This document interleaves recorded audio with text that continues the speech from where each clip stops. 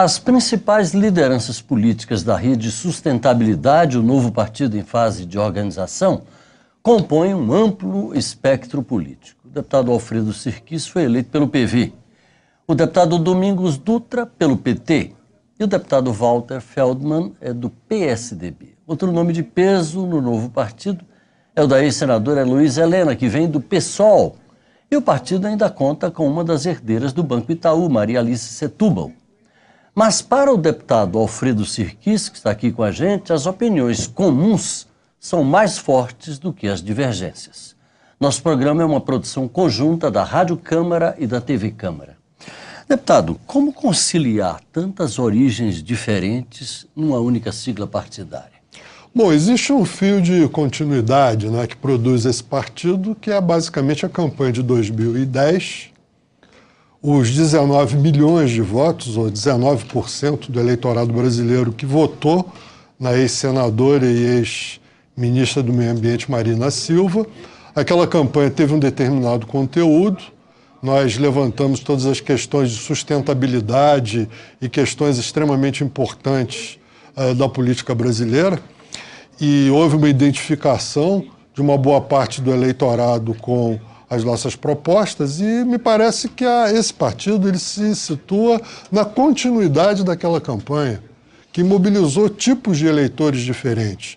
Nós tivemos, de um lado, que eu chamaria de classe média iluminista, quer dizer, uma classe média altamente politizada, intelectualizada, a garotada das redes sociais, e um contingente imenso de mulheres pobres, na sua maioria, mas não totalidade, evangélicas.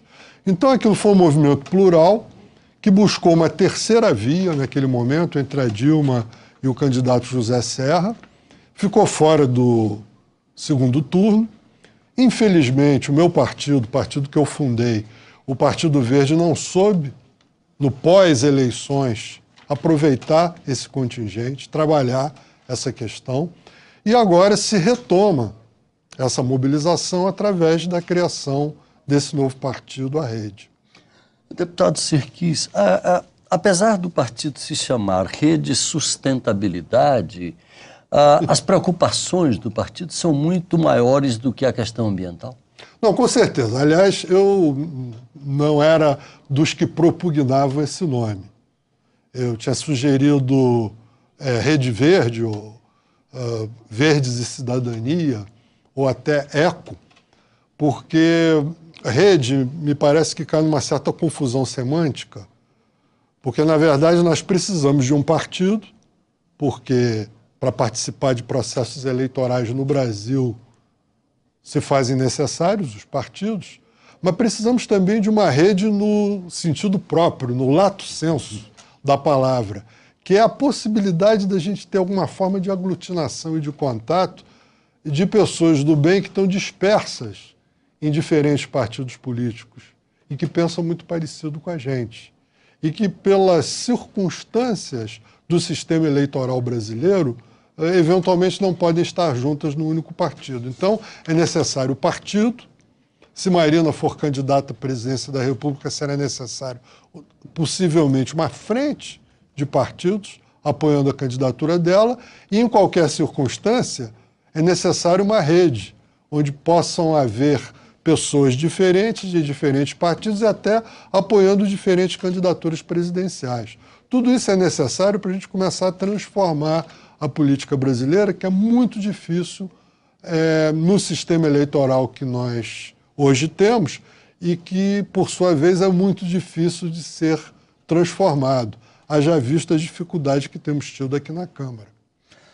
Deputado, o coordenador jurídico, que agora é membro da Comissão Provisória do novo partido, o André Lima, numa entrevista que eu tenho aqui em mãos, ele fala que é preciso quebrar o monopólio dos partidos, por isso é que nós definimos uma cota de 30% para candidaturas avulsas. E mais adiante, ele comenta a eleição de Renan Calheiros e diz: Suplicy, por exemplo, jamais votaria em Calheiros por vontade própria, mas como ele é refém dos acordos feitos pelas cúpulas dos partidos, é que ele terminou votando.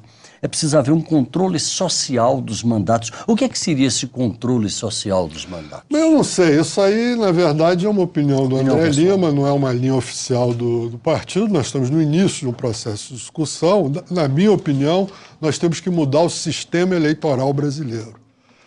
Esse sistema eleitoral que se baseia no voto personalizado, você vota na pessoa e cada político passa a encarar isso como uma carreira política individual, isso exacerba o individualismo, isso faz com que cada político vire uma instituição em si, e isso faz com que programa, ideologia, conteúdo passe a ter muito pouca importância. É o que menos aparece nas campanhas, né? Exatamente. O importante é o espaço que o político acha que lhe é devido. Então, na hora de se formar coalizões de governo, tem que se negociar diretamente com cada político. E essa negociação é quase sempre altamente fisiológica. As pessoas no Brasil se elegem comprando voto, se elegem por centro assistencial, que é uma forma indireta de comprar voto. Isso tudo vem de uma cultura política que é produzida por esse sistema eleitoral que nós temos e que deveria mudar. Eu tenho tentado mudar, eu fiz uma proposta na Comissão da Reforma Política de voto distrital misto plurinominal.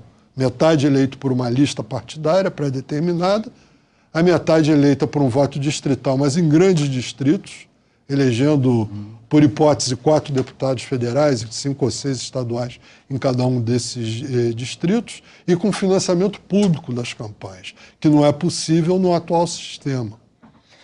Deputado Sirkis, um outro membro do comando, digamos assim, do novo partido, Monserrat Martins, ele afirma que essa divisão entre esquerda e direita já não resolve mais as contradições atuais. E até cita um exemplo, diz: a China diz ter um governo de esquerda, mas tem um governo autoritário e degrada o meio ambiente. Há partidos que dizem ser de esquerda, mas as decisões são tomadas por uma cúpula e não pela base. Agora, isso é uma questão cultural, tanto quanto o voto na pessoa e não na proposta partidária. Então, o partido se propõe a também fazer uma campanha de mudança da cultura política para poder conseguir impor essas novas teses? Havia um pensador, o Joschka Fischer, entre os verdes alemães, que dizia: nós não estamos nem na esquerda nem na direita, estamos à frente. Eu, por toda a minha história, me sinto sempre identificado com a esquerda, embora me pareça que existe no Brasil hoje uma esquerda que é a direita. Essa esquerda, por exemplo, que hostilizou e impediu a Ioni Sanches de se expressar livremente, a constrangeu na sua livre expressão, isso para mim não é esquerda, isso para mim é direita. Isso é um comportamento fascistoide. Quem se alia com os ruralistas para tentar torpedear o Código Florestal, para mim não é esquerda, é direita. De qualquer maneira, eu acho que hoje em dia a discussão é bastante mais complicada. Eu acho que certos aspectos, por exemplo, a esquerda acredita no papel regulador do Estado, a direita acredita mais no mercado se autorregulando. A esquerda é mais favorável ao investimento público, a direita é mais favorável a não haver tanto investimento público porque acredita que a economia se desenvolve apenas com base na iniciativa privada. Isso aí ainda é um certo divisor de águas, mas outras questões, como aquelas que eu mencionei anteriormente, já confundem. Você tem gente supostamente de esquerda com atitudes fascistoides e gente de direita com atitudes de tolerância, liberais, entende? Então, hoje em dia, embora continue existindo, na minha opinião, esquerda e direita, essa fórmula em si ela não explica mais tudo. Está esgotada. Só para a gente encerrar, que nosso tempo está no finzinho. Uma declaração sua numa entrevista. Eles têm uma obsessão pelo PIB. Questionamos o PIB como indicador de desenvolvimento. Qual seria o novo indicador de desenvolvimento no lugar do PIB? O PIB virou o santo grau. É PIBinho, é PIBão. A questão é a seguinte, o PIB é um indicador imperfeito de desenvolvimento econômico, porque ele incorpora desmatamento, acidente de trânsito, tudo isso contribui para aumentar o PIB. Então, quanto mais desmatamento, quanto mais acidente de trânsito, mais PIB. Nós temos que ter um indicador que leve em conta variáveis de natureza social, e variáveis de natureza ambiental, uma espécie de indicador também de felicidade, de realização. No Butão, por exemplo, eles têm o índice de felicidade, né? Então, eu acho que isso é uma discussão. Na RI+20 eu participei de uma grande reunião internacional que recomendava, entre outras coisas, se esverdear o PIB enquanto indicador, e me parece que isso é importante. Deputado Alfredo Sirquice, do PV do Rio de Janeiro. Por enquanto, PV do Rio de Janeiro. Muito obrigado pela sua participação aqui com a gente. Obrigado, bom estar aqui com você. A você de casa, muito obrigado pela audiência. Eu sou Paulo José Cunha e você está na TV Câmara e na Rádio Câmara, os canais da cidadania. Até a próxima.